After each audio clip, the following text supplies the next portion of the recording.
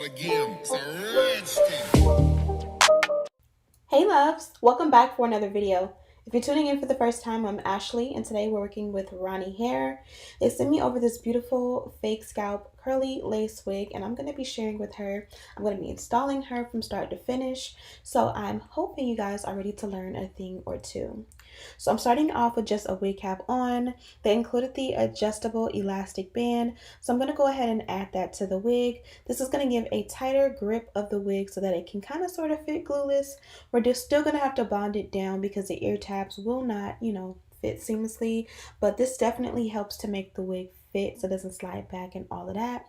I like to make sure my wig cap that I'm wearing underneath is pulled back a little bit so it doesn't meet up too close to the hairline. And this is what the wig looks like when you first put her on. I'm absolutely loving the curl pattern. The length is very, very natural and the texture is super easy to manage. So because this is a fake scalp lace wig, there's minimal, effort or work you'll have to do. You don't have to bleach the knots or tint the lace. And I didn't even tweeze out the hairline and you'll see how beautiful it's going to come together in the end. This one is set as a center part, so I'm going to just go ahead and straighten it out. I kind of sort of did it, but you'll see a little bit later I'm going to make it even more perfect. I'm going to add a little bit of mousse just to set the hair and mold it into the way that I want it to go. For this one, you can definitely co-wash or even just wash it, with a moisturizing conditioner before you start. That's a great way to, get the best look, especially when it comes to curly hair. I'm going to go ahead and pin this one back as best I can and get started with my work. So you guys can see here it's plucked very nicely. It's Swiss lace, so it looks beautiful against my complexion. I won't have to worry about it looking too white or anything weird. I am going to go with the more hairstylist method of installing this wig where I'm going to do it glueless, but I'm going to work in 3 sections. I'm going to bond the wig down before I cut off the excess lace. If you follow me, I typically will cut the excess lace off first and then bond it down. So you can kind of just like watch and see what I do for my technique. I applied a layer of the adhesive, which is a glueless adhesive. Put the wig over top, making sure to clean up my work as much as possible. And then I added a little bit of extra hold with a little bit of a got to be glued spray on top. Again, cleaning up my work, and then I bond it down with a blow dryer on a cool setting. Now I'm going in with the eyebrow razor and I'm just going to go ahead and tweeze off or cut off the excess lace, and it's going to melt in perfectly.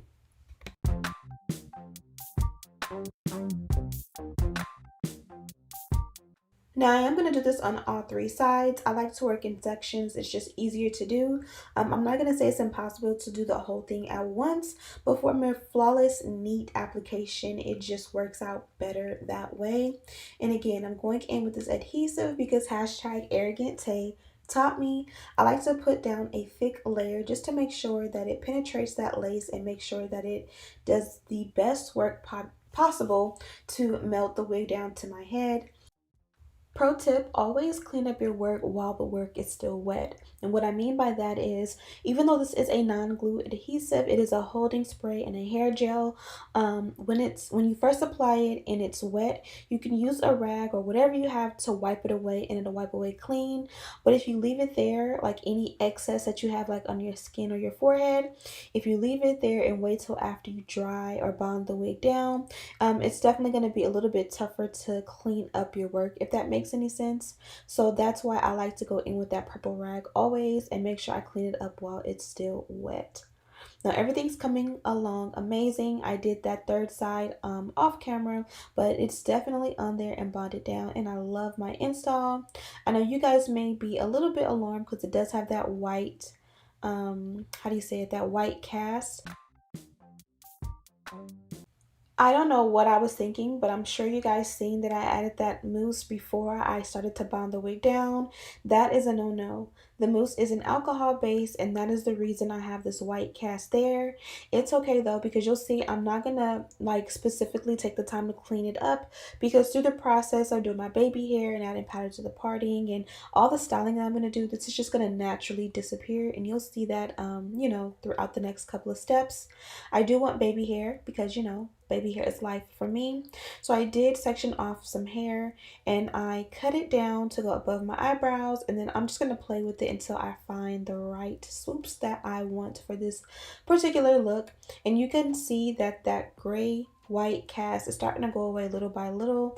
Again, don't be alarmed with things like that because those things naturally work themselves out. Now, if you're working with like actual glue, you may have a different scenario where it may require like alcohol or sea breeze or something to actually clean it up. But for us, we are good to go. Now, if this is too much baby hair for you, feel free to do less or just absolutely none at all. You guys know I like to melt my lace into my skin, and I do so with an elastic band. I tie that around literally just the baby hair section while I go in and style the remainder of the hair, and it will effortlessly make, I don't know what it does or why it does it, but it definitely amps up the baby hair and takes it up a notch. So I'm going to go in with that same mousse and I'm just going to work it in all around the hair. Now, I learned this technique from watching Arrogant Tay. He'll use a mousse on curly hair and he won't use like water to saturate the hair. I personally love the way my curls come out when I use this technique. I feel like those are my favorite curls, but as you guys can see, I'm running super low on my mousse, and I don't know why, but I haven't ordered any. So note to self, order some more, because usually I have a bunch of different brands, I have backups, but right now literally this is all I have. So I am going to put as much as I can, and then I'm going to go in with some water. That way I can kind of saturate the curls. I love to finger comb my curls and kind of rake it through and get the best results. Now typically I will go in at the top with a little bit of heat.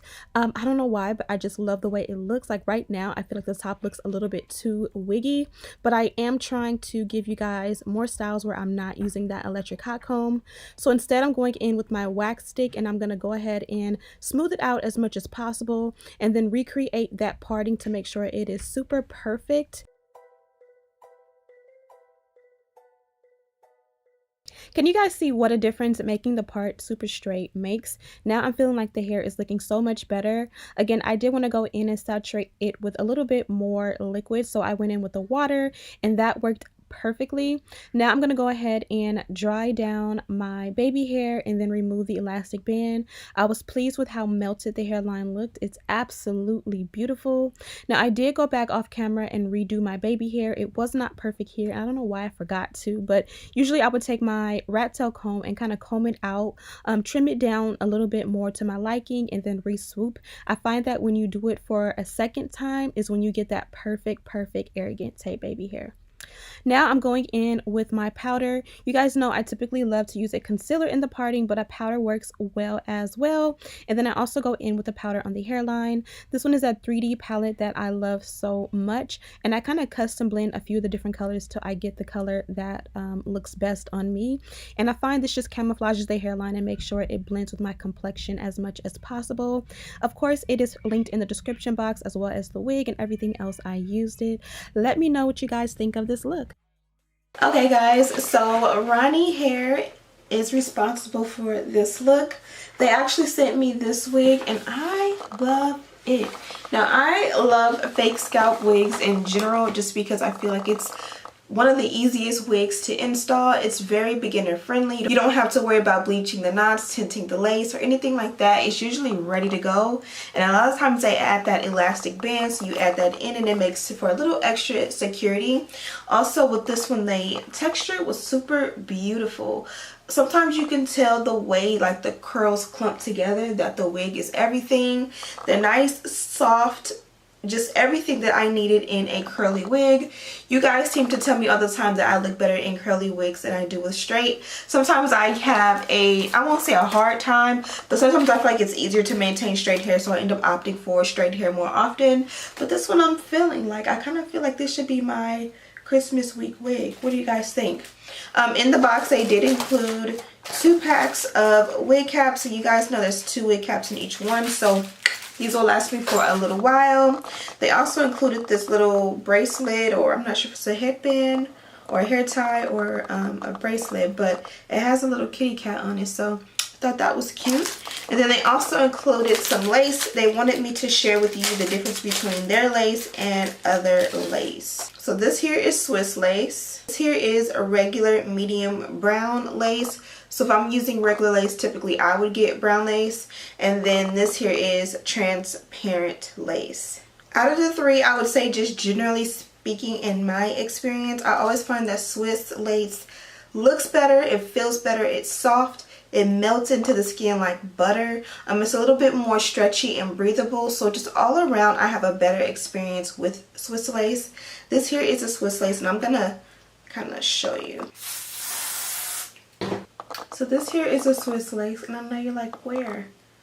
This is the Swiss lace here. When it's melted onto the skin, you literally cannot see where it starts. Now obviously over here you can see it, over here you can't. This is the side that's melted with the Got2b glue spray that you would use to melt it into your skin. And as you guys can see, it looks amazing. This here is the transparent lace, and you can do some great things with this, but you can definitely see it. It has that white cast, so you can definitely see it. And then this here, oh, where to begin?